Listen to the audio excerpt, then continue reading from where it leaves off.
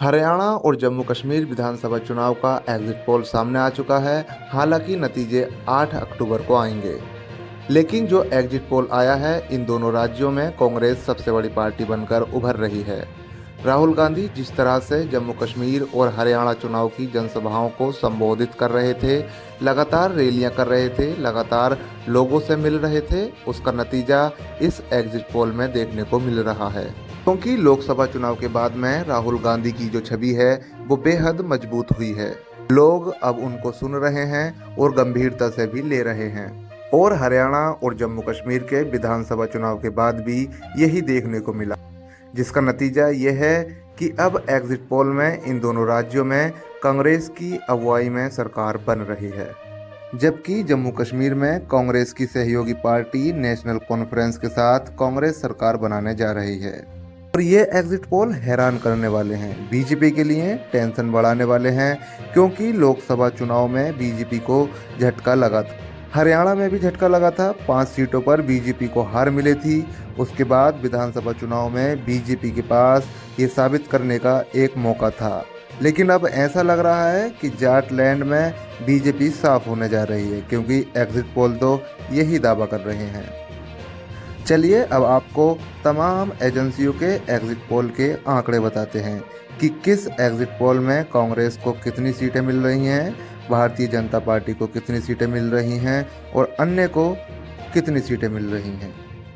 तो सबसे पहले हरियाणा की बात करते हैं, जहां पर कुल 90 सीटों पर चुनाव हुए। तो सबसे पहले पोल ऑफ पोल्स की बात करते हैं, तो इसमें कांग्रेस को 57, बीजेपी को 56 और अदर्स को 7 सीटें प्राप्त होती हैं। न्यूज़ 24 चाणक्य की अगर बात करें तो कांग्रेस को 55 से 62, बीजेपी को 18 से 24 और अदर्स को 2 से 5।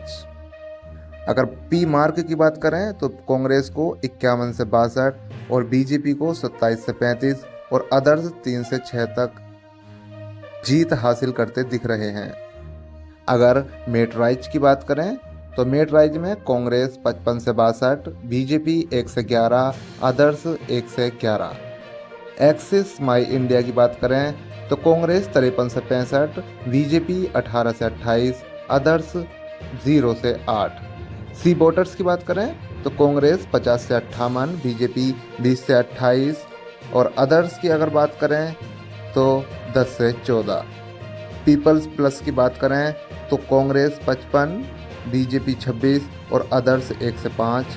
मनी कंट्रोल की बात करें तो कांग्रेस 55, बीजेपी 25, अदर्स 8। अगर बात हम दैनिक भास्कर की करें तो कांग्रेस 44 से 54, बीजेपी 19 से 29 और अदर्स 1 से 9 तक। टाइम्स नाउ की बात करें तो कांग्रेस 50 से 64, बीजेपी 22 से 32 और अदर्स 2 से 8 पर जीत हासिल कर रहे हैं।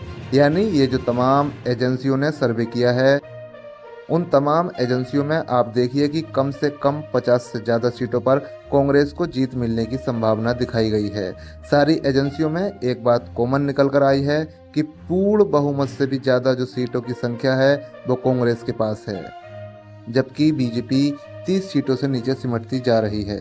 और ये बीजेपी के लिए किसी बड़े झटके से कम नहीं है, क्योंकि 2 बार आप लगातार राज्य की सत्ता में रहे और इसके बाद आप एक ऐसी हार की ओर जा रहे हो, आप एक ऐसी हार की कगार पर खड़े हो जो बेहद आपके लिए कम से कम पीड़ा देने वाली तो होगी ही, क्योंकि 30 से कम सीटों पर बीजेपी को सफलता मिलने का अनुमान है। अगर बात कांग्रेस की करें तो जिस तरह कांग्रेस का प्रदर्शन निकल कर आ रहा है, तो सारे सर्वे और एग्जिट पोल में तो यही अनुमान है कि सरकार कांग्रेस की बन रही है, वो भी पूर्ण बहुमत के साथ।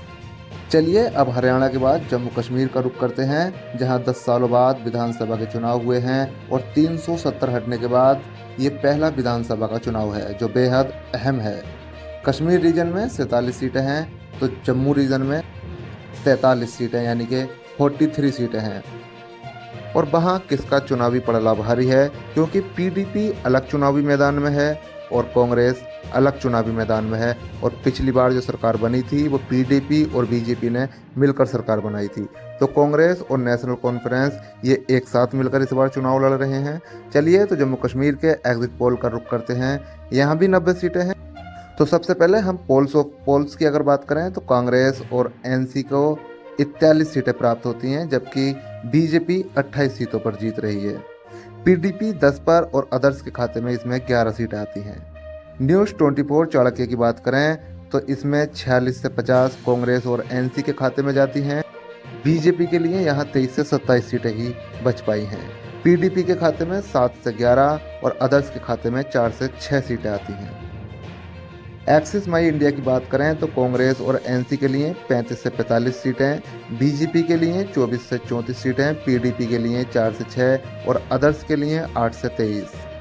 मनी कंट्रोल की बात करें तो कांग्रेस और एनसी के लिए 41, बीजेपी के लिए 27, पीडीपी के लिए 7 और अदर्स के लिए 15 सीटों का इसमें अनुमान लगाया गया है।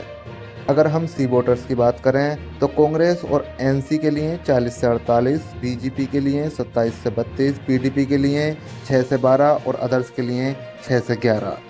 दैनिक भास्कर की बात करें तो 35 से 40 कांग्रेस और एनसी के लिए, बीजेपी के लिए 20 से 25, पीडीपी के लिए 4 से 7 और अदर्स के लिए 12 से 18।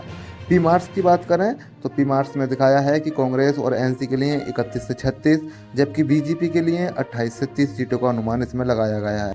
पीडीपी के लिए 5 से 7 और अदर्स के लिए 8 से 16। इंडिया टीवी की बात करें तो 35 से 45 कांग्रेस और एनसी के लिए, बीजेपी के लिए 24 से 34, पीडीपी के लिए 16 से 26 और अदर्स में 0-0। अगर हम लास्ट में टाइम्स नाउ की बात करें तो 31 से 36 कांग्रेस और एनसी के खाते में जाती हैं, बीजेपी के खाते में यहाँ 28 से 30 सीटें जाती हैं, पीडीपी के खाते में यहाँ 5 से 7 सीटें और अन्य के खाते में 8 से 16 सीटें जाती हैं। तो दोस्तों, जो जम्मू कश्मीर का एग्जिट पोल है उसमें न्यूज़ 24 चाणक्य का दावा है कि जम्मू कश्मीर में कांग्रेस और एनसी की स्पष्ट बहुमत सरकार बनने जा रही है, जबकि अन्य जो एग्जिट पोल हैं उनमें कांग्रेस और एनसी लगभग बहुमत के पास हैं। बीजेपी का नंबर दूसरे नंबर पर रहने का अनुमान लगाया जा रहा है और तीसरे नंबर पर पीडीपी यानी राष्ट्रीय शासन लगने से पहले जो पीडीपी और बीजेपी ने मिलकर सरकार बनाई थी, तो पीडीपी को भी यहाँ ज़्यादा तगड़ा नुकसान होने वाला है। जम्मू कश्मीर में अन्य इस बार बड़ा किरदार निभाने वाले हैं। जो अदर्स हैं उनमें तमाम जो एग्जिट पोल हैं उनका कहना है कि कम से कम अन्य के खाते में इस बार 10 सीटें आ रही हैं। अब ऐसे में जम्मू कश्मीर में जो सरकार का गठन होना होगा 8 अक्टूबर को जब चुनावी नतीजे आएंगे, उसके बाद जो सरकार गठन की प्रक्रिया होगी, अगर किसी पार्टी को क्लियर मेजॉरिटी नहीं मिलती है तो ऐसे में जो अन्य हैं वो बड़ा किरदार निभाते नजर आएंगे। तो अब देखना ये होगा कि इस बार जो एग्जिट पोल हैं वो सही साबित होते हैं या नहीं। ये भी एक बड़ी दिलचस्प बात है क्योंकि लोकसभा चुनाव के तमाम एग्जिट पोल धराशायी रह गए थे। तो दोस्तों, आज की इस रिपोर्ट में इतनी ही। वीडियो को लाइक करके चैनल को सब्सक्राइब जरूर कर लेना। मिलते हैं अपनी अगली वीडियो में, तब तक के लिए धन्यवाद।